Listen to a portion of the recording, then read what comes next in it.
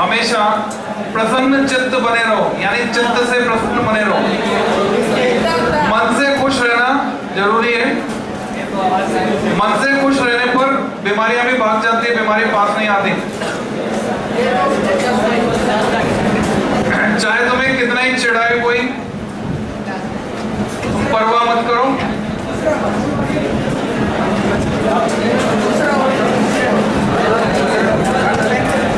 तुम आदत डाल लो मन से खुश रहने की, तो चिढ़ाने का कोई असर ही नहीं होगा।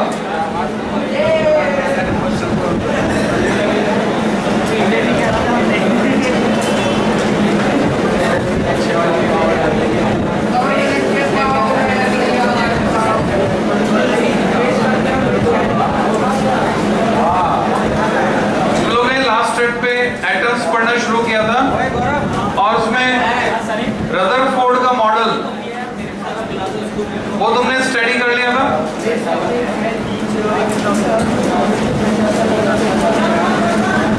रदरफोर्ड के मॉडल में ये आज की एक तो डेट लगा लो, 6/9/2016, लेक्चर नंबर 54।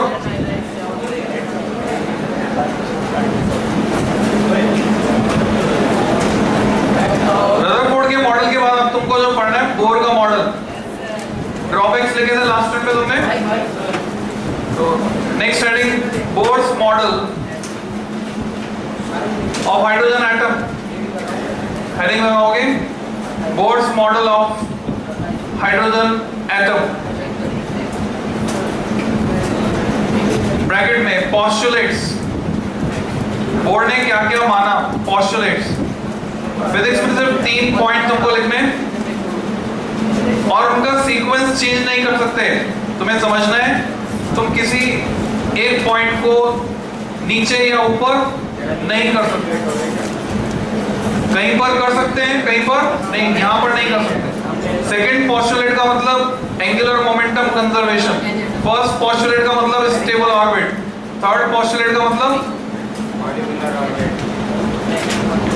एनर्जी के डिफरेंस के बराबर एनर्जी लेकर रेडिएशन निकल जाएगा। लिखोगे first point, the electron in an atom, the electrons in an atom could revolve, electrons in an atom could revolve in certain stable orbits, in certain stable orbits। stable orbits को underline कर दो, keyword है। Without कैसे लिखोगे, W of लिखो, without the emission of energy, without the emission of, तुम्हारी मर्जी radiant लिखना चाहो, नहीं लिखोगे तो भी चलेगा। ये पहला postulate. Second, the electron revolves around the nucleus, the electrons revolve around the nucleus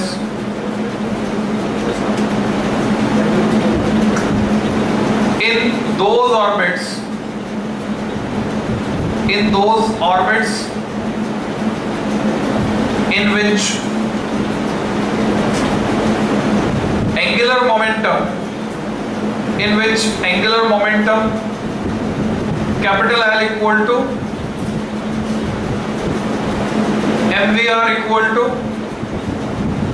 nh upon 2 pi, bracket में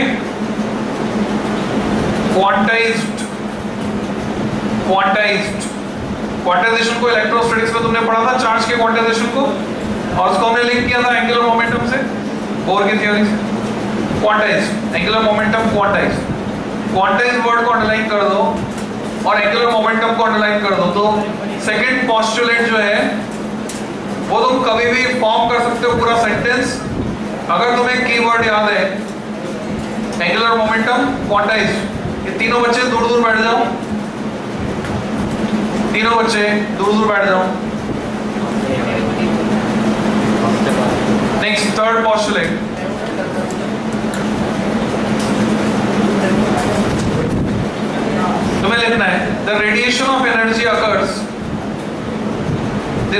of energy occurs only when an electron jumps from one permitted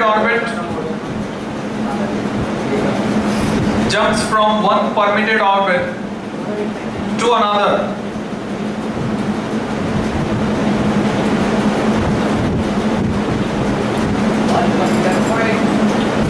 One permitted orbit to another and is given as, सीधे formula लिखेंगे, and is given as E2 minus E1, ये हो गया energy का difference. अगर तुम लिखते हो h न्यू तो आगे तक न्यू चलाओगे। पर्टिकुलर डिस्क्रिप्शन जो मैं स्क्रीन पे दिखा रहा हूं उसमें फ्रीक्वेंसी को स्मॉल f से दिखाया, तो आगे तक f चलाएंगे। एग्जाम में ये डिपेंड करेगा क्वेश्चन की लैंग्वेज पर कि क्वेश्चन में जो डेटा दिया हुआ है फ्रीक्वेंसी को f से दिखाया है या फिर न्यू से, वहां पे तुम बाउंड हो। क्वेश्चन में जो दिया है सिंपल वही यूज करना। तो E2 minus E1 equal to HF। ये तीन पोस्टुलेट हो गए बोर्ड। अब इसकी थ्योरी पढ़ेंगे। बोर्ड ने क्या थ्योरी दी हाइड्रोजन एटम के लिए। Next heading Bohr theory of hydrogen atom. इसमें बहुत से डेरिवेशन आपको करने, रेडियस का एक्सप्रेशन, फ्रीक्वेंसी का एक्सप्रेशन, वेलोसिटी का expression, kinetic energy, potential energy, total energy, इन सब के एक्सप्रेशन निकालने। एक एक नंबर, दो दो नंबर के डेरिवेशन आते। इसमें लिखोगे considering an electron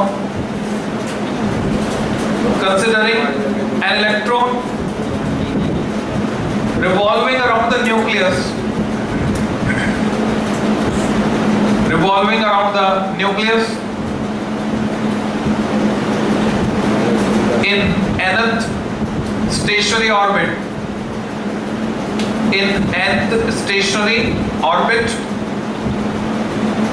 as shown। nth stationary orbit में चक्कर लगा रहा है, as shown करके डैश लगा दो, ये डायग्राम बना दो।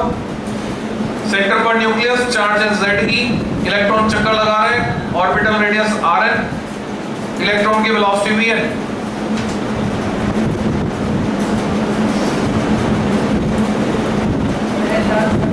अब यहां पर एक समझने की बात है, तुमको मैंने कल भी बताया, अगर तुम कुछ कहना चाहते हो रेज योर हैंड, उसके बाद पूरे विश्वास के साथ बोलो। यहाँ एक समझने की बात है और वो ये है कि जो साइड में डिटेल लिखी हुई तुम देख रहे हो, तुम में से हर बच्चा बड़े आसानी से फॉर्मूले में जो क्वांटिटीज आ रही है उनको डिस्क्राइब कर सकता है इस तरह से, पर ये काम कहाँ करना है, कब करना है वो समझ लो। सभी स्टेट बोर्ड वालों को ये काम करना है, सीबीएसई वालों को ये काम केवल तब करना है जब वो ये महसूस करें कि क्वेश्चन के जो वेटेज है, उसके जो जितने नंबर का क्वेश्चन है और तुमने जो लिखा है वो मिसमैच हो रहे हैं, यानी क्वेश्चन के वेटेज के हिसाब से तुम्हारे पास जो कंटेंट है वो कम है, तब तुम ये सब लिखोगे, नहीं तो ये सब लिखने की जरूरत नहीं। तुम्हारे पास टाइम है, प्लस तुम्हें लग रहा है कि क्वेश्चन के मार्किंग के हिसाब से कंटेंट कम है, तो तुम उसको ऐसे बढ़ा सकते हो। Let E charge electron, M mass of electron, Rn radius, ये सब डिस्क्राइब कर सकते हो जो भी फॉर्मूले डिराइव होने वाले। अदरवाइज इसकी जरूरत नहीं है। सीधे हम कंसेप्ट लगाएंगे। देखो कुल मिलाकर 3 फॉर्मूले, उनसे सारे डेरिवेशन हो जाएंगे और तीनों फॉर्मूले तुम फैमिलियर हो। कौन कौन सा फॉर्मूला है? ये जो इलेक्ट्रिक अट्रैक्शन का फोर्स है ये प्रोवाइड करता है रिक्वायर्ड सेंट्रीपिटल फोर्स, तो K(Q1, Q2 by R² equal to mv² by r, ये पहला फॉर्मूला है। दूसरा फॉर्मूला है जो सेकंड पोस्टुलेट से मिलता है, angular momentum L equal to mvr equal to nh/2π, ये दूसरा फॉर्मूला है। तीसरा फॉर्मूला एक और हम रोटेशनल मोशन 11th क्लास से यूज करेंगे, v equal to omega r, और एक वेव से यूज कर लोगे ओमेगा equal to 2πf, वो इसमें इनबिल्ट है। इस फॉर्मूले की फीलिंग महसूस कर लो। अगर ये मैरी गो राउंड है जो कि एक एक्सिस के अबाउट घूम रहा है, यहाँ पर घोड़ा है, यहाँ पर शेर है, यहाँ पर हाथी है, तो जो घोड़े पर शेर पर, हाथी पर बैठा है, इनकी डिस्टेंसेस अलग अलग है, तो अलग अलग सर्कल में चक्कर लगाएंगे। जब ये घूमेगा तो सबसे ज्यादा वेलोसिटी किसकी होगी? जो हाथी पर बैठा है उसकी, है ना। उल्टा हो गया, हाथी सबसे धीरे चलता है पर मैरी गो राउंड में सबसे बाहर लगा हुआ है, तो सबसे ज्यादा वेलोसिटी इसकी होगी, क्योंकि ओमेगा कांस्टेंट है, आर पर डिपेंड करेगा। समझ गए? ये इस फॉर्मूले की फीलिंग। तो तुम लिख सकते हो सीधे ये sentence, the force of attraction, पहले हेडिंग लगाओ, रेडियस निकालनी है हमें, radius of Bohr's stationary orbit. पहला डेरिवेशन, रेडियस, रेडियस का प्लूरल होता है radius of Bohr's stationary orbits. तो अलग अलग जो ऑर्बिट्स है उनकी रेडियस कितनी कितनी होगी। जिसमें तुम लैंग्वेज लिखोगे, the force of attraction between, ये नीचे वाली language, the force of attraction between the electrons and the nucleus, between the electrons and the nucleus provides necessary centripetal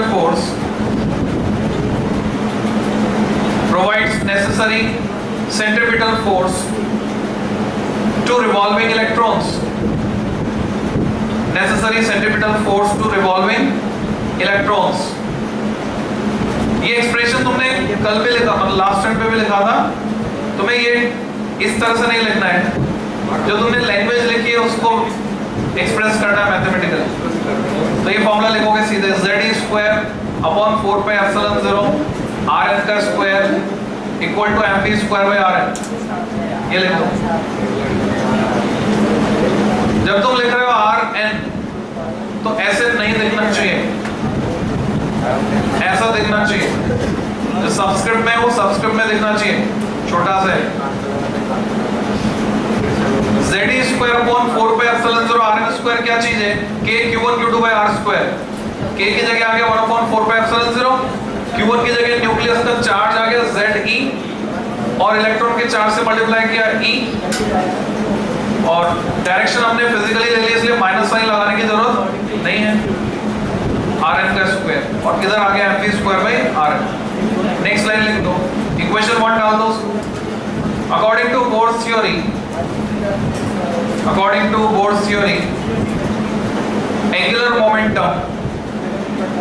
angular momentum के बाद सीधे ये स्टेप आएगी, mv subscript n r subscript n। तुम चाहो तो इसके आगे l लिख सकते हो, l equal to mv and rn equal to NH/2π, ये लिख दो। अब मेरे पास दो एक्सप्रेशन है, मुझे Rn पता करना है। यहां से इस एक्सप्रेशन से Vn निकाल लो, नेक्स्ट स्टेप, और Vn इक्वल टू इधर चला जाएगा m और Rn। इसको इक्वेशन 2 लिखो।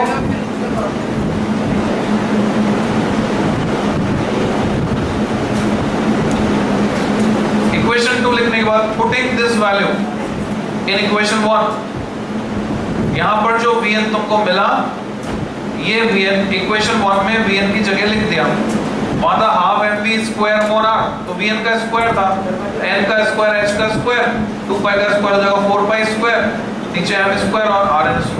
पहले से एक r था तो Rn का क्यूब आ जाए। ये पूरा एज इट इज कॉपी कर दो इक्वेशन 3 तक, Rn का एक्सप्रेशन मिल जाएगा।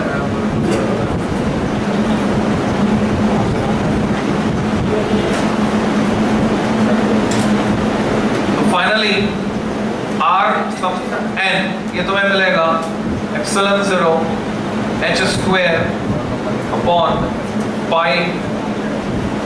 me²। हमने क्या किया, जो वेरिएबल है उनको अलग कर दिया, कांस्टेंट्स को अलग कर दिया। ब्रैकेट में सारे कांस्टेंट्स हैं, वेरिएबल है n²/z। अगर मैं डिफरेंट ऑर्बिट्स की बात करूंगा तो n अलग अलग होगा। अगर मैं हाइड्रोजन की बजाय सिंगली आयनाइज्ड हीलियम लूंगा या डबली आयनाइज्ड लिथियम लूंगा तो z की वैल्यू चेंज हो जाएगी। तो डिफरेंट z को अकाउंट करने के लिए, काम में लेने के लिए फॉर्मूले को इस तरह से हम लिखेंगे।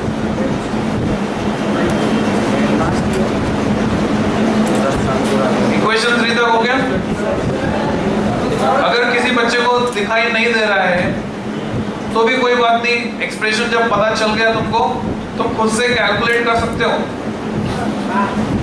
कि कौन सी इक्वेशन में किसकी वैल्यू रखनी है, फिर फाइनल एक्सप्रेशन क्या निकालना है, फिर कैलकुलेटेड। अब क्या है कि हम वैल्यूज रख देंगे, हमें पता है एप्सिलॉन जीरो, रख दो सारी वैल्यूज, कांस्टेंट्स की वैल्यूज रख दो। Rn equal to epsilon zero की वैल्यू आ गई 8.85 10 की पावर माइनस 12। जब तुम वैल्यूज रख रहे हो तुम्हारा इन्वॉल्वमेंट होना चाहिए जिससे कि तुम्हें याद भी हो जाए, रट जाए। h का स्क्वायर 6.62 10 की पावर माइनस 34 का स्क्वायर, नीचे पाई 3.14, फिर इलेक्ट्रॉन का मास 9.1 10 की पावर माइनस 31, फिर चार्ज का स्क्वायर यानी E का स्क्वायर 1.6 10 की पावर माइनस 19 का square, n square by z वैसे के वैसे रहेगा। तो जो तुम्हें रिजल्ट मिला वो मिला 0.53। इस डेटा से बहुत सारे बच्चे फैमिलियर हैं। 10 की power minus 10 times n square by z metre. हम उसको एंगस्ट्रॉम में भी लिख सकते हैं, और हमें तो हाइड्रोजन के लिए पता करना है, तो तुम इसके नीचे लिख सकते हो फॉर हाइड्रोजन एटम, पूरा लिखने की जरूरत नहीं है, तुम सिंपल बनाओ for 1h1 z equal to 1, इसमें z के वैल्यू 1 डाल दो, तो जो ब्लॉक में लिखा हुआ है वो तुम्हें मिलेगा Rn equal to 0.53 angstrom times n square. और उसके बेसिस पर तुम लिख सकते हो Rn और n में relation, Rn proportional n square. कैसा रिलेशन है दिमाग में लिंक बनाओ, H proportional I square, heat develop in resistance proportional I square. अगर ऐसा हुआ था वहां पर AC में या DC में कि हीट जो है I स्क्वायर के प्रोपोर्शनल थी, तो ऐसा इंस्ट्रूमेंट जो हीटिंग इफेक्ट पर बेस्ड होगा, hot wire meter, hot wire voltmeter, उसका स्केल कैसा था, non linear, divisions are not equidistant, non linear scale था। सिमिलरली यहाँ पर क्या होगा, ऑर्बिट्स के बीच की दूरी इक्वल नहीं होगी, शुरू में ऑर्बिट पास होंगे, जैसे जैसे दूरी बढ़ेगी उनके बीच की दूरी बढ़ती जाएगी। तो स्टेटमेंट लिखोगे hence radii of different orbits, hence radii of different orbits is proportional to, थोड़ा सा मॉडिफाई करते हैं, इस प्रोपोर्शनल टू लिखने की जरूरत नहीं है, एक लाइन से काट दो, इस proportional to are in the ratio, radius of different orbits are in the ratio, are in the ratio 1:2, 4:2, 9:16, are in the ratio 1:2, 4:2, 9:16। बाकी सब अंडरस्टूड है।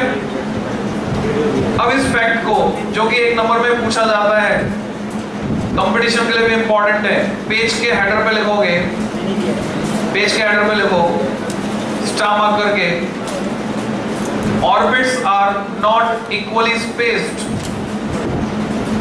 Orbits are not equally spaced,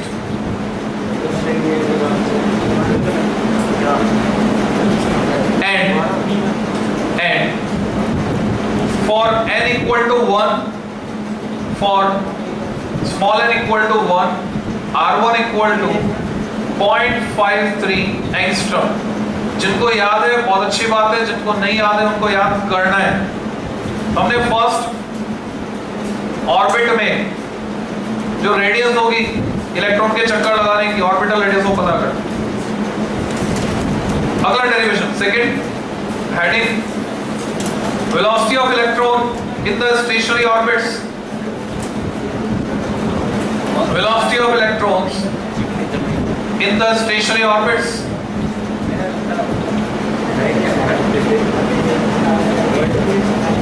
as it is copy करो from equation 2, v subscript n, vn equal to जो हमने पहले निकाला था nh upon 2 by m rn, इसको इक्वेशन 4 नाम दे दो। शॉर्ट में लिखोगे putting value of Rn from 3 in 4, putting value of Rn from 3 in 4, तो इक्वेशन 3 से इक्वेशन 4 में वैल्यू रख दो, तो Vn का ये एक्सप्रेशन तुमको मिल जाएगा NH/2πm into pi times mze square upon epsilon 0 n square h square। तुमने सिंपली Rn के वैल्यू पुट किए,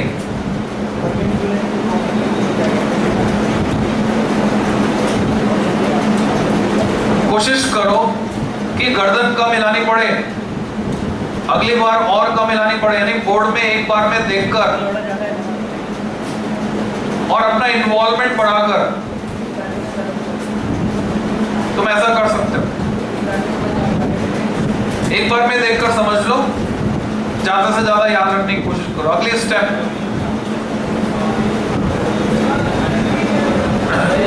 इतना काफी है। अगर तुम पीछे रह रहे हो इसका मतलब तुम पीछे का कॉपी कर रहे हो। पीछे का छोड़ के प्रेजेंट में आ जाओ और स्पीडली काम करने की कोशिश करो। Vn equal to Z square upon 2 epsilon 0 NH। या फिर तुम सारा का सारा कॉपी कर रहे हो, साउंड को फॉलो नहीं कर रहे हो, तो ऐसा भी मत करो, लिखा हुआ ज्यादा है मैं कम लिखवा रहा हूँ, फॉलो द साउंड ओनली। तो Vn का एक्सप्रेशन ये जो है इसको नंबर 5 देंगे। फिर तुम जानते हो हाइड्रोजन एटम के लिए तुम्हें निकालना है, Z equal to 1 रख दो, तो Vn की वैल्यू आ गई E square upon 2 epsilon 0 NH। जैसे तुमने R1 निकाला था n की वैल्यू 1 रखकर, बाकी कांस्टेंट्स को रखकर, रेफरेंस साइड में तुम चाहो तो लिख सकते हो। अगर फर्स्ट ऑर्बिट में मैं वेलोसिटी निकालता हूं, तुम्हें याद होगी 2.18 into 10 की पावर 6, माइनस नहीं आएगी भाई, प्लस मीटर पर सेकेंड, कितनी आती है? तुम देखो माइनस आ भी नहीं सकती, h में -34 है, जो बनेगा +30। वेरी हाई स्पीड, बहुत तेज घूमते हैं। नेक्स्ट फ्रीक्वेंसी निकालेंगे। Third, frequency of electron in stationary orbits. कितना तेजी से चक्कर लगा रहे हैं। फ्रीक्वेंसी की डेफिनेशन लिखने की जरूरत नहीं है, तुम में से हर एक कोई जानता है, नंबर ऑफ रिवोल्यूशन कंप्लीटेड पर सेकेंड, उसी को कहते हैं frequency. Definition is not required, तुम सीधे लिखोगे वी नो दैट के बाद ये फॉर्मूला आ जाएगा जिसका जिक्र थोड़ी देर पहले मैंने किया था। Vn equal to Rn omega n Rn 2πfn। Subscripts में nn लगाना है प्रॉपर वे में, क्योंकि nवे ऑर्बिट के लिए हम जनरलाइज एक्सप्रेशन निकाल रहे हैं। एक्सप्रेशन को कन्वर्ट कर दो Fn के लिए, Fn equal to Vn upon 2πRn। Vn की वैल्यू डाल दो,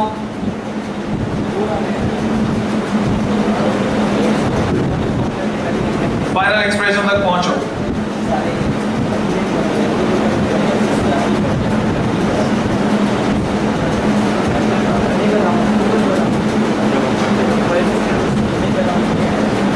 फाइनल एक्सप्रेशन को इक्वेशन नंबर 7 मार्क करो। फ्रीक्वेंसी मिलती है Z square upon 4 pi epsilon 0 NH Rn।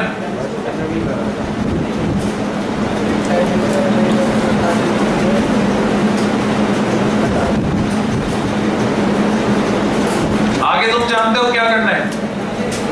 For hydrogen atom Z equal to 1 रख दो, for hydrogen atom Z equal to 1। Frequency का एक्सप्रेशन रिड्यूस हो गया, कांस्टेंट्स की वैल्यू पुट कर दो।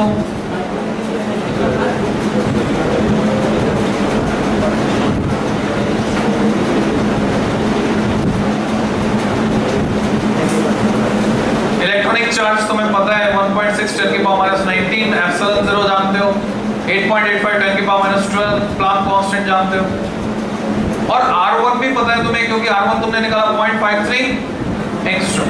सारी वैल्यूज पुट कर दी।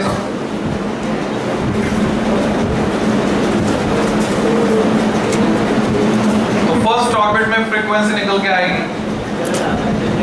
6.57 into 10 की पावर 15।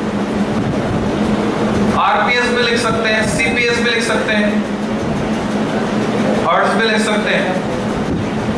हर्ट्ज का मतलब वही होता है जो साइकिल्स पर सेकंड का, वही मतलब होता है रिवॉल्यूशन पर सेकंड का। ये तीनों ही ऐसा यूनिट है। पर क्या आरपीएम लिख सकते हैं? आरपीएम नहीं लिख सकते। आरपीएम ऐसा ही नहीं है, रिवॉल्यूशन पर मिनट। ये फ्रीक्वेंसी जो कि 10 की पावर 15 के ऑर्डर की आ रही है, क्या ये कम है? क्या ये मॉडरेट है? क्या ये ज्यादा है? क्या ये बहुत ज्यादा है? बहुत ज्यादा है। बहुत तेज घूम रहा है इलेक्ट्रॉन। महसूस करके देखो, पंखे को 1 पर चलाओ, पंखुड़ियां दिखेंगी, पता चलेगा अभी पंखुड़ी यहाँ दिख रही। फुल पे चलाओ, तुम्हें पूरे सफेद सफेद दिखेगा, डिटेक्ट नहीं कर सकते पंखुड़ी अभी यहाँ है। जस्ट लाइक इलेक्ट्रॉन क्लाउड ऐसे नजर आता है। इलेक्ट्रॉन इतना तेज घूमता है कि इलेक्ट्रॉन को तो हम लोकेट ही नहीं कर पाते। हाइजेनबर्ग ने प्रिंसिपल दिया, मोमेंटम और पोजीशन दोनों एग्जैक्टली एक साथ नहीं बता सकते। सिर्फ इलेक्ट्रॉन क्लाउड को लेकर हम बात करते हैं। केमिस्ट्री में सारी कहानी इलेक्ट्रॉन क्लाउड को लेकर चलेगी। इतना तेज घूम रहा है, वेरी हाई फ्रीक्वेंसी। एनर्जी की बात करते हैं। Next heading, total energy of electron.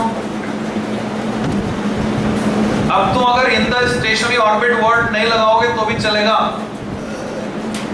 You have to write only total energy of electron. इसमें डैश लगा के तुम सीधे लिख सकते हो। तुम्हें पता है पोजीशन के कारण पोटेंशियल एनर्जी होती है न्यूक्लियस से जो इलेक्ट्रॉन की दूरी है, और मोशन के कारण काइनेटिक एनर्जी होती है। तुम सीधा लिख सकते हो E subscript n equal to P plus K, capital E subscript n equal to P plus K। Next step में P का फॉर्मूला तुम जानते हो, K Q1 Q2 है R। बस यहाँ पे ध्यान ये रखना है कि माइनस साइन आ जाएगा। रीजन इलेक्ट्रॉन का चार्ज नेगेटिव है, तो हम पोटेंशियल एनर्जी को उसमें नेगेटिव साइन में कंसीडर कर रहे हैं। क्योंकि पोटेंशियल एनर्जी नेगेटिव होने से टोटल एनर्जी नेगेटिव आएगी, तो इलेक्ट्रॉन की बाउंड स्टेट पता चलेगी। नोट कर लो पूरा last P equal to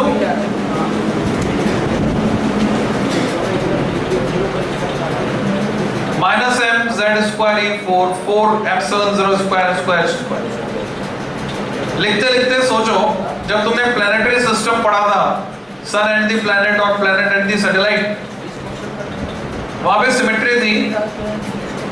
satellite planet से बंधा हुआ था बाउंड स्टेट में, क्योंकि सैटेलाइट की टोटल एनर्जी नेगेटिव में आ रही थी।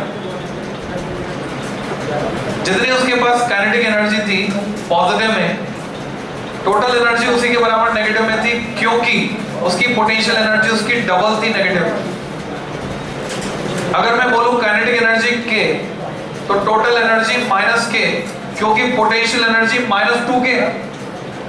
जो लॉजिक वहां था ग्रेविटेशन में, एग्जैक्टली सेम लॉजिक यहाँ पर एटॉमिक स्ट्रक्चर में है। तुम अगली स्टेप पे जा सकते हो। पोटेंशियल एनर्जी कैलकुलेट कर चुके हो, यहाँ नीचे आ रहा है 4। तो जब काइनेटिक एनर्जी कैलकुलेट करोगे, नेक्स्ट स्टेप में kinetic energy half mvn², vn की वैल्यू डाल दो।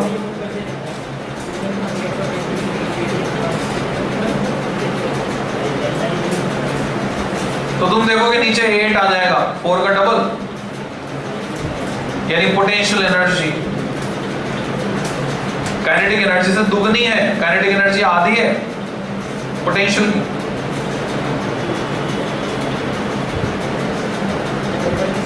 जिनकी आंखें कमजोर है, या तो चश्मा लगाएं और नहीं तो पास वाले की कॉपी में देखकर लिखें। और उसमें एक ड्रॉबैक तो रहेगा ही कि पास वाले ने गलत इंटरप्रेट किया तो तुम्हारा भी गलत हो जाएगा। फाइनली यहां तक लिख लो पूरा total energy P plus K expression, दोनों को जोड़ दिया। माइनस का 1 है, प्लस का आधा है, तो माइनस का 1 प्लस का आधा, तो क्या बचेगा आगे भी तुम सोच सकते हो। माइनस का आधा बचेगा,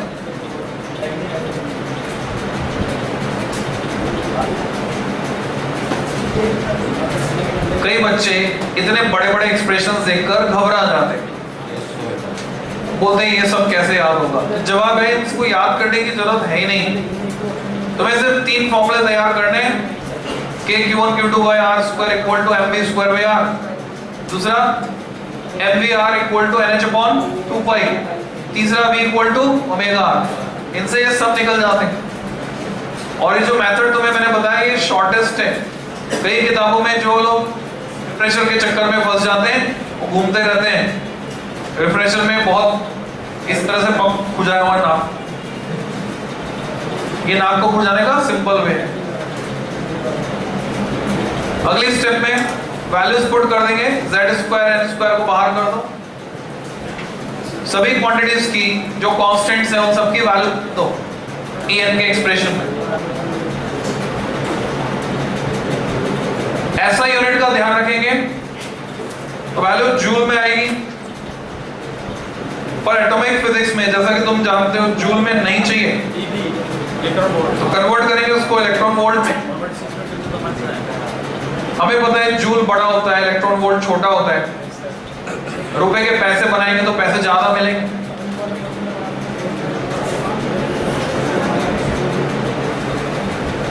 तो जूल में जो क्वांटिटी 10 की पावर माइनस 19 में आ रही 21.7 इंटू 10 की power minus 19 z square by n square joule, उसको मैं डिवाइड करूंगा 1.6 10 की पावर माइनस 19 से, तो इलेक्ट्रॉन वोल्ट में कन्वर्ट होगा। और इलेक्ट्रॉन वोल्ट में जैसे ही कन्वर्ट होगा तुम्हें राहत की सांस मिलेगी, क्योंकि फैमिलियर डेटा नजर आएगा माइनस 13.6। अब तुम बोलोगे अरे हाँ ये तो जानते हैं, अब तुम्हें आसान लगेगा। Minus 13.6 upon n square electron volt.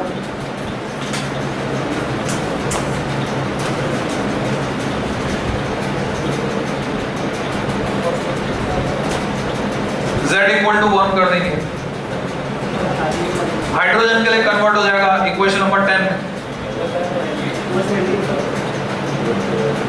nवें ऑर्बिट में इलेक्ट्रॉन की energy En total energy minus 13.6 upon n square electron volt. तो अगर मैं फर्स्ट ऑर्बिट में निकालना चाहता हूं n equal to 1, second orbit में n equal to 2 and so on. मैं पूरी एक टेबल बना सकता हूं। मैं तो रुका हुआ ही हूं, मैं तो सिर्फ बोल रहा हूं, तुम लिखो आराम से। पर अपनी स्किल का इस्तेमाल यहां पर भी करो जो तुम खाना खाते समय करते हो। या तो तुम ये मेरे से वादा कर दो, शपथ ले लो कि खाना खाते वक्त सिर्फ खाना खाओगे, ना टीवी देखोगे ना गॉसिप, तब ठीक है, मैं प्योरली रुक जाऊंगा। पर जब तुम खाना खाते वक्त मल्टीटास्किंग कर सकते हो तो यहां पर क्यों नहीं?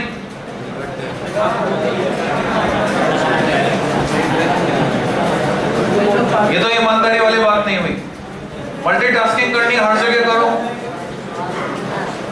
सुनो भी सही, लिखो भी सही, समझो भी सही। तो इतना लिखने के बाद सिर्फ सुनना है, समझना है। Total energy of electron is negative, और उससे हमें पता चल रहा है कि इलेक्ट्रॉन बाउंड है। जब भी किसी की सिस्टम की एनर्जी नेगेटिव होती है वो बाउंड होता है। अगर हम इसके बराबर एनर्जी जितनी नेगेटिव में माइनस 13.6 अगर वो फर्स्ट ऑर्बिट में है, प्लस 13.6 इलेक्ट्रॉन वोल्ट एनर्जी उसको दे दी जाए, तो वहां से वो ऑर्बिट छोड़ के हमेशा के लिए चले जाएगा। अगर इलेक्ट्रॉन एटम छोड़ के निकल जाएगा तो हम पीछे देखेंगे कि पीछे बचा आयन, पॉजिटिव आयन, तो बोलेंगे उसका आयनाइजेशन हो गया। तो इस एनर्जी को आयनाइजेशन एनर्जी के नाम से जाना जाता है। केमिस्ट्री में भी डेफिनेशन आती है जिसको लिखने की जरूरत नहीं है। एटम से आयन बनाने के लिए जो एनर्जी चाहिए होती है उसको बोलते हैं आयनाइजेशन एनर्जी। एटम से आयन तब बनेगा जब इलेक्ट्रॉन निकल जाएगा। ऐसे एक्साइटेशन एनर्जी होती है, हायर लेवल तक ले जाने के लिए चाहिए तो एक्साइटेशन पोटेंशियल भी होता है, ऐसे आयनाइजेशन पोटेंशियल भी होता है। एनर्जी होगी इलेक्ट्रॉन वोल्ट में, इलेक्ट्रॉन वोल्ट का ई हटा दो तो क्या बन जाएगा? वोल्ट। वो बन जाएगा आयनाइजेशन पोटेंशियल। ठीक है, next study spectral series. Heading is spectral series, यानी हम बात करने वाले हैं लाइमन पावर पार्शियल ब्रैकेट फुट। और इसमें तुम्हें एक स्किल डेवलप करनी है। तुम्हें मैंने शुरू में सिखाया नोट्स को शॉर्ट फॉर्म यूज करके शॉर्ट करते जाओ।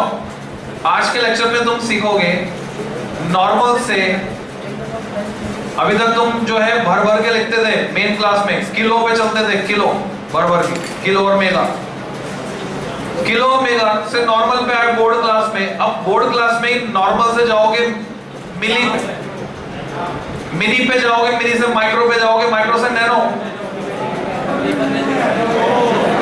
तो तुम्हारे नोट्स तुम देखोगे कैसे नैनो में कन्वर्ट होंगे। देखो, the whole hydrogen spectrum, the whole hydrogen spectrum can be divided into distinct groups of lines, can be divided into distinct groups of lines called spectral series। जो हर एक इंडिविजुअल ग्रुप है उसको क्या बोलेंगे? Called spectral series. एज करके dash लगा दो। अभी कुछ नहीं लिखना, सिर्फ सुनना है। When an electron jumps from higher orbit n to the lower orbit n1, जो एनर्जी का डिफरेंस है दोनों ऑर्बिट के बीच का, E2 - E1 वो लिबरेट हो जाएगा, निकल जाएगा। क्यों एनर्जी लिबरेट हो रही है? क्योंकि ऊपर वाले ऑर्बिट की एनर्जी ज्यादा है, नीचे वाले ऑर्बिट की एनर्जी कम है, तो डिफरेंस लिबरेट हो जाएगा। डायग्राम बना दो। सेंटर पर न्यूक्लियस, दो कंसेंट्रिक सर्कल्स दिखाओ। एक सर्कल पर n1 लिख दो, यानी ऑर्बिट n1 पहला ऑर्बिट, दूसरे पर लिख दो n2 यानी दूसरा ऑर्बिट। n2 से n1 में ट्रांजिशन हो रहा है, इलेक्ट्रॉन जंप कर रहा है n2 से n1 में। एनर्जी जो रेडिएट हो रही है वो दिखा दोगे, hf। f फ्रीक्वेंसी का रेडिएशन निकला तो एनर्जी निकली hf।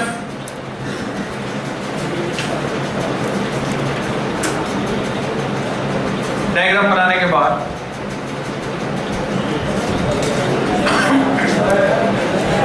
इतना काफी है, ये लॉजिकल है। तुमने डायग्राम को अगर तुम पीछे चल रहे हो तो पीछे चलते रहोगे हमेशा। तुम्हें जब भी मैं कुछ बोल रहा हूं तो साउंड को फॉलो करना है, पीछे का छोड़ दो। तो पीछे का कॉपी करते रहोगे, बासी रोटियां खाते रहोगे, तो तुम्हारा दिमाग जो है कभी भी एडवांस नहीं जाएगा। जो एनर्जी है दो ऑर्बिट में, एक में En2 एक में En1, कुछ नहीं लिखना है। अब लिखो, frequency f of the emitted radiation is given by, एक फॉर्मूला डिराइव करने वाले हैं। Frequency f of the emitted radiation is given by, फिर से तुम्हारा फैमिलियर फॉर्मूला मिलेगा, रिडबर्ग फॉर्मूला।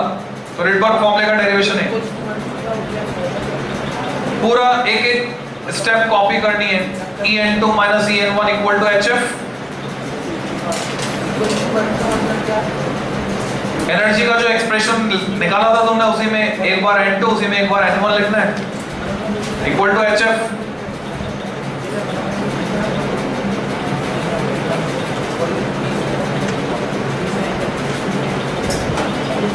f के लिए कन्वर्ट कर दो फॉर्मूले को in terms of small f। बीच की स्टेप खा सकते हो, होशियारी दिखाओ थोड़ी सी, बातें करने के बजाय, एक दूसरे से डिस्कस करने के बजाय खुद का इन्वॉल्वमेंट बढ़ाओ, काम जल्दी होगा। f जो कि फ्रीक्वेंसी है वो था c/λ। कुछ बच्चे अपनी एनर्जी कमेंट करने में खर्च करते हैं, जैसे मैं कुछ बोलता हूं कमेंट करने में खर्च करते हैं अपनी एनर्जी, बजाय उसके काम करने में लगाओ, कुछ काम निकलेगा।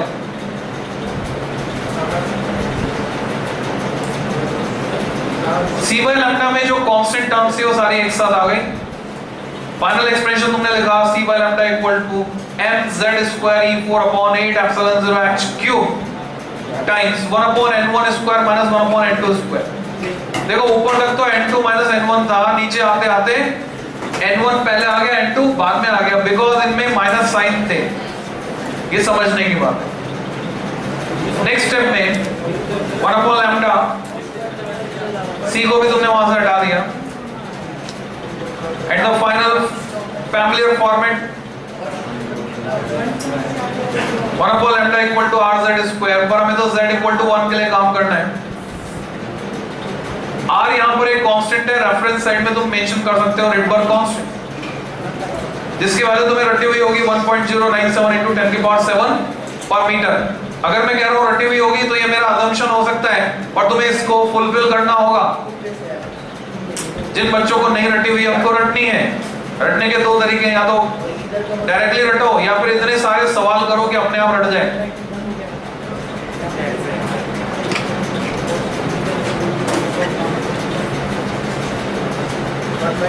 तो final expression 1 by lambda equal to r 1 upon n1 square minus 1 upon n2 square, इसको डैश लगा के तुम लिख सकते हो रिडबर्ग फार्मूला। ये रिडबर्ग फार्मूला मिल गया, ब्लॉक में बंद कर दो, डब्बे में बंद कर दो। इस फार्मूले की मदद से हम वेवलेंथ निकाल सकते हैं शॉर्टेस्ट लॉन्गेस्ट अलग अलग सीरीज में। तो कौन सी सीरीज है? हो गया यहां तक? तुम समेटिंग लगाओगे ऑर्बिटल डायग्राम, कौन सी सीरीज है उनको ऑर्बिटल डायग्राम बनाकर दिखाते हैं। ऑर्बिटल डायग्राम डैश लगा दो। मेरे साथ साथ अगर तुम बना सकते हो बन जाता है तो ओके, नहीं तो छोड़ देना। 5 सर्कल बनाओ, कंसेंट्रिक 5 सर्कल बनाओ फटाफट। 5 सर्कल बनाने के बाद छठा सर्कल, 7वां सर्कल, 8वां सर्कल अधूरे बनाओ, पूरे नहीं चाहिए। राइट हैंड साइड पे अधूरे, छठा 7वां 8वां, इन पर मार्किंग लगाओ। सबसे अंदर जो सर्कल है n इक्वल टू 1, उसके बाहर n equal to 2, n equal to 3, n equal to 4, 5, 6, 7, 8। ये तरीका है चीजों को खाने का। अंडरस्टूड है? 5 लिखा मतलब n इक्वल टू 5। अब जो ट्रांजिशन है, पॉसिबल ट्रांजिशन, एक बच्चा जो हाथ पे हाथ रख के बैठा है, पता नहीं इंस्ट्रक्शन को फॉलो नहीं करके क्या बनना चाहता है वो। तुम क्लास में बैठे हो बिकॉज तुम स्टूडेंट हो, और स्टूडेंट का सबसे पहला धर्म है इंस्ट्रक्शंस को फॉलो करना।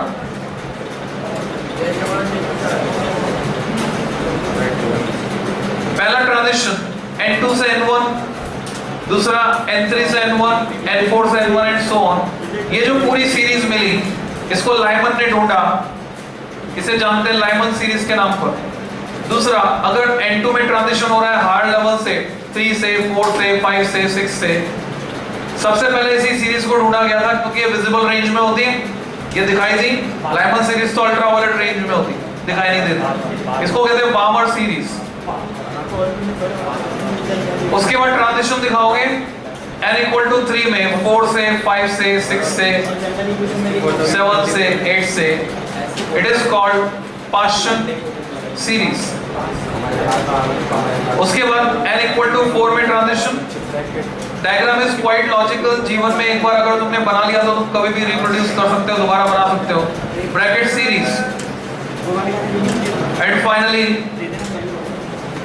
n इक्वल टू 5 में ट्रांजिशन दिखाओ।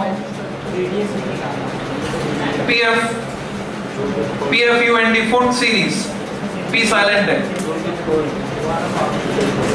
इसके बाद हम्फ्री होती है, वो हमें नहीं पढ़नी। तो दिस इज ऑर्बिटल डायग्राम। पूछे जाने पर बना सकते हो, पूछे जाने की संभावना बहुत कम है। इसमें हमने बता दिया अलग अलग कौन सी स्पेक्ट्रल सीरीज बनती है, मिलती है। प्रेजेंट में आ जाओ, जितना बना ठीक है, डजंट मैटर, कोई फर्क नहीं पड़ता। हेडिंग लगाओ first Lyman series, follow the instruction, कोई फर्क नहीं पड़ता, बना पूरा ठीक है, नहीं बना कोई बात नहीं। Lyman series is the heading. इसमें जब तुम लिखोगे तो द लाइमन सीरीज लिखने की जरूरत नहीं है, तुम लिखोगे इट इज ऑब्टेन्ड, डैश लगाकर, it is obtained when electron jumps, it is obtained when electron jumps to n equal to 1 to n1 equal to 1 from n2 equal to 2, 3, 4, dash dash dash, from n2 equal to 2, 3, 4 dash dash dash. so करके dash लगा दोगे, सीधे formula 1 upon lambda equal to, इसमें लिखा हुआ है formula r times 1 upon 1 square minus 1 upon n2 square। जो बच्चे इंस्ट्रक्शन को फॉलो नहीं कर रहे वो नहीं लिख पाएंगे। मैंने बोला है जो मैं बोल रहा हूँ बस वो लिखना है। मेरे साथ साथ चलना है। तुम अभी भी नहीं समझते हो, पीछे चलोगे तो तुम नहीं लिख पाओगे। स्टार मार्क करके लिखोगे, it lies in UV region, it lies in UV region. अब जो अल्ट्रावायलेट लिखेगा वो पीछे रह जाएगा। Next second, Balmer series. Balmer series में तुम्हें सीधे लिखना है transition from n2 equal to 3, 4, 5, transition from n2 equal to 3, 4, 5 to n1 equal to 2, to n1 equal to 2। सीधे फॉर्मूला लिखो, 1 upon lambda equal to r times bracket में 1 upon 2 का square minus 1 upon n2 का square. Star mark करके लिखो, visible region, visible region। Third, Paschen series या PS, either Paschen series और PS। सीधे लिखोगे n1 equal to 3 and n2 equal to 4, 5, 6। हम धीरे धीरे खाते जा रहे हैं चीजों को, नोट्स शॉर्ट होते तुम्हारे, बट तुम्हारा दिमाग समझ जाएगा सारी बात। अब की बार फॉर्मूला भी लिखने की जरूरत नहीं, सीधे लिखो IR स्टार मार्क करके, IR इंफ्रारेड रीजन। तुम चाहो तो पहली बार लिख लो इंफ्रारेड रीजन, अगली बार IR लिख देंगे। इंफ्रारेड रीजन स्टार मार्क करके। फोर्थ, BS, BS में लिखोगे n1 equal to 4 and n2 equal to 5, 6, 7 dash dash। n1 equal to 4, n2 equal to 5, 6, 7 dash dash। Star mark करके IR। Then fifth, PFUNT full series, n1 equal to 5। कुछ बेवकूफ बच्चे बातें करने में time, comment करने में टाइम खराब करते हैं। n2 equal to 6, 7, 8। Star mark करके IR। ये एक तरीका था, समझ गए? तुम्हें ये तरीका हर क्लास में इंप्लीमेंट करके अपनी एफिशिएंसी बढ़ानी है। अगर तुम जहां हो वहीं बने रहोगे तो कंपटीशन में आगे कैसे निकलोगे? सर्वाइवल का यही मेथड है, और कोई मेथड नहीं है सर्वाइवल का। तुम्हें अपनी इंटेलिजेंस इन्वॉल्व करनी पड़ेगी। तो मैंने तरीका सिखाया कैसे नोट्स को शॉर्ट किया जाता है। जहां जहां सिमेट्री होती है तुम ऐसा कर सकते हो। नेक्स्ट स्टडी लगाओ, एनर्जी लेवल डायग्राम। एक और तरीका है शॉर्ट करने का, एनर्जी लेवल डायग्राम हेडिंग। वो तरीका भी सीखो, उसको भी जहां तहां हम यूज करेंगे। एनर्जी लेवल डायग्राम ब्रैकेट में रेफर एनसीईआरटी।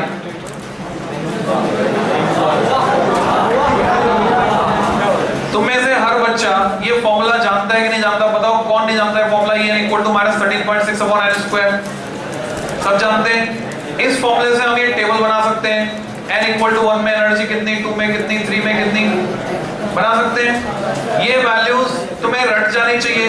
कंपटीशन के लिए भी इंपॉर्टेंट है, बोर्ड के लिए भी इंपॉर्टेंट है, फिजिक्स में भी इंपॉर्टेंट है, केमिस्ट्री में भी इंपॉर्टेंट है। और इन वैल्यूज के बेसिस पर इस डायग्राम को विद मार्किंग्स सीधा सीधा करके बनाया जाए तो डायग्राम ऐसा दिखेगा। ये एनसीईआरटी में बना हुआ एनर्जी लेवल डायग्राम। हर एक लेवल की एनर्जी मार्क्ड है। इवन जब तुम क्वेश्चन सॉल्व करोगे तुम्हें एनर्जीज के डिफरेंस भी रट जाएंगे कि n इक्वल टू 2 से n इक्वल टू 4 के बीच में डिफरेंस कितना। ये सब क्वेश्चन प्रैक्टिस से होगा। तो ये डायग्राम तुम्हें एनसीईआरटी में देखकर खुद ही बनाना है, मैं नहीं बनवा रहा हूं।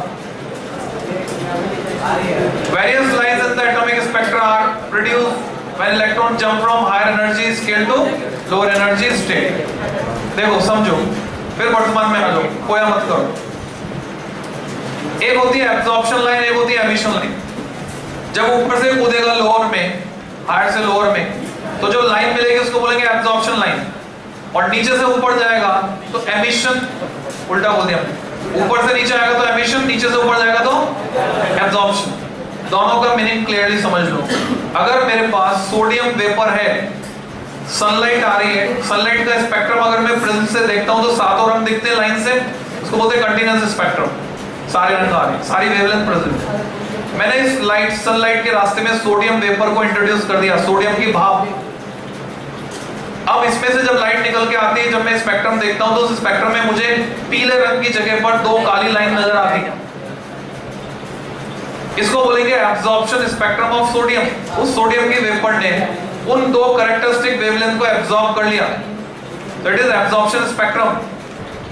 अब अगर मैं इसी सोडियम वेपर को गर्म करता हूं, तुमने पढ़ा है किरचॉफ लॉ 11th में, good absorbers are good emitters also. अगर मैं सोडियम वेपर को गर्म करता हूं, जैसे कि सोडियम लैंप में पीले रंग की कैरेक्टरिस्टिक लाइट देता है, ये वही लाइट है जो वहां गायब हो गई थी। येलो कलर की वही लाइंस स्पेक्ट्रम में फिर से मिलती हैं जो गायब हो गई थी। ऐसे ही सोलर स्पेक्ट्रम में फ्राउनहोफर ने लाइंस ढूंढी, जिनको आप बोलते हैं फ्राउनहोफर लाइंस के नाम से। कुछ काली रेखाएं मिलती हैं जो कि सोलर एक्लिप्स के टाइम पर, जब सूर्य ग्रहण होता है, तब वहां पर ब्राइट लाइंस मिलती हैं, और वैसे काली लाइंस, क्योंकि सन में दो से हम बांट सकते हैं, क्रोमोस्फीयर एंड फोटोस्फीयर, एक इनर पार्ट एक आउटर पार्ट। तो इनर पार्ट से जो रोशनी निकल रही है, जब आउटर पार्ट में मौजूद गैसेस में से होकर आती है, तो गैसेस अपनी कैरेक्टरिस्टिक वेवलेंथ एब्जॉर्ब कर लेती है, उसकी वजह से काली लाइन मिलती है। और जब सोलर एक्लिप्स, सूर्य ग्रहण होता है, तो अब रोशनी बाहर के हिस्से से आती है, तो वही जो काली मिल रही थी वो हम चमकीली देख पाते हैं, वो ब्राइट हो जाती है। तो एब्जॉर्प्शन एंड एमिशन। देखो बिच्छू अपना काम तो छोड़ता नहीं, बिच्छू को तुम बार बार, वो कहानी है ना, पानी में से निकाला डंक के मारेगा।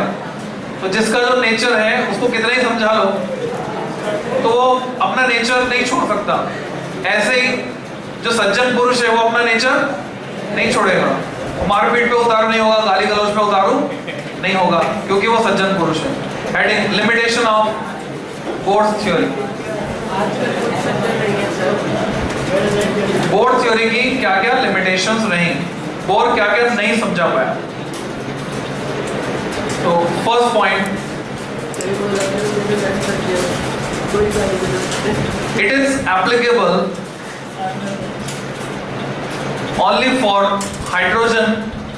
It is applicable only for hydrogen and hydrogen-like atoms. Hydrogen and hydrogen-like atoms with one electron only. With one electron. वैसे कौन कौन से? हाइड्रोजन खुद है जिसमें एक इलेक्ट्रॉन है, उसके बाद हीलियम में से एक निकाल दो, बोलेंगे सिंगल आयनाइज्ड हीलियम। लिथियम में से दो निकाल दो, double ionised lithium. Second point देखो, bore does not explain why orbits are circular. Bohr does not explain why orbits are circular, as elliptical orbits are also possible. As elliptical orbits are also possible. Actual में कैसे होते हैं, circular होते हैं कि elliptical? वास्तव में elliptical होते हैं, कैलकुलेशन में आसानी है इसलिए हम सर्कुलर मानकर कैलकुलेट कर लेते हैं।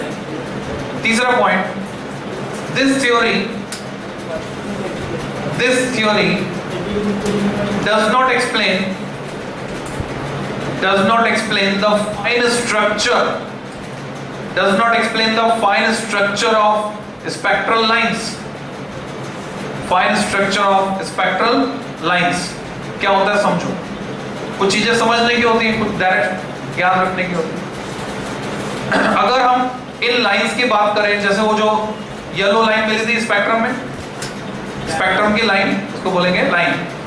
अब ये लाइन होनी चाहिए शार्प। प्रिंसिपली देखा जाए तो एक सर्टेन वेवलेंथ होगी, तो उसकी एक शार्प लाइन मिलनी चाहिए। प्रैक्टिकली हमें लाइन शार्प नहीं मिलती है, वाइड मिलती है, मोटी लाइन मिलती है, पतली लाइन मिलने के बजाय। उसका एक्सप्लेनेशन बोर्ड नहीं दे पाया। उसका एक्सप्लेनेशन कहां से मिला? उसका एक्सप्लेनेशन हमको मिला डॉपलर इफेक्ट से, कि लाइन मोटी क्यों होती। इलेक्ट्रॉन जब रिवॉल्व कर रहा है, थर्मल एजिटेशन के कारण वाइब्रेट भी कर रहा है। वाइब्रेट कर रहा है तो ऑब्जर्वर, जैसे मैं देख रहा हूं इलेक्ट्रॉन घूम रहा है, तो कभी पास आएगा कभी दूर जाएगा, डॉपलर इफेक्ट होगा। पास आएगा तो फ्रीक्वेंसी बढ़ जाएगी, वेवलेंथ कम हो जाएगी, दूर जाएगा तो फ्रीक्वेंसी कम हो जाएगी, वेवलेंथ बढ़ जाएगी। तो एक मेन जो फाइन वेवलेंथ है उसके अलावा उसके आसपास की वेवलेंथ भी मैं ऑब्जर्व कर पाऊंगा, इसलिए मुझे जो लाइन दिखेगी कैसे दिखेगी, मोटी। This is called fine structure. Doppler effect से समझाया जा सकता है। एक बात और इससे जुड़ी हुई है, यहां पर नहीं लिखी हुई है पर तुम ऐसे ही याद रख सकते हो, केमिस्ट्री में पढ़ते हुए, स्टार्क इफेक्ट एंड ज़ीमन इफेक्ट। अगर मैग्नेटिक फील्ड लगा दिया जाए तो लाइंस स्प्लिट हो जाती हैं स्पेक्ट्रम की, उसको बोलते हैं ज़ीमन इफेक्ट। अगर इलेक्ट्रिक फील्ड लगा दिया जाए तो भी स्प्लिट हो जाती है, फैल जाती है, उसको बोलते हैं स्टार्क इफेक्ट। स्टार्क इफेक्ट और ज़ीमन इफेक्ट का एक्सप्लेनेशन और नहीं दे पाए। अगला point, it does not take into account, it does not take into account the wave properties, it does not take into account the wave properties of electrons। Wave nature की कोई बात नहीं की जो कि डी ब्रोगली ने की थी। और आखिरी पॉइंट तुम्हें लिखना है, it could not explain